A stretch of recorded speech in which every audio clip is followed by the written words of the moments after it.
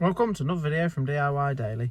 Just got a short video today showing you how to reset the service light, the oil and the inspection light on this 2018 Volkswagen Passat.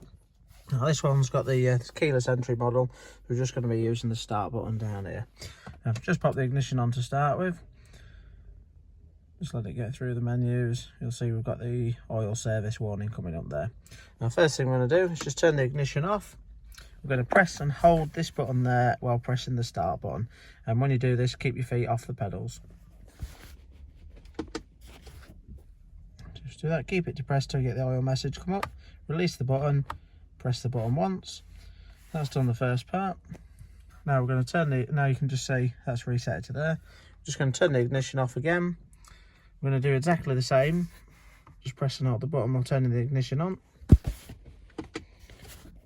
This time keep it depressed a bit longer, let it go past the first message, and then on the second message release and press the button again. And that's both parts of the service light reset. Hope the video helped. If it did, give it a quick thumbs up and subscribe to the channel. Thanks for watching, and we'll see you next time.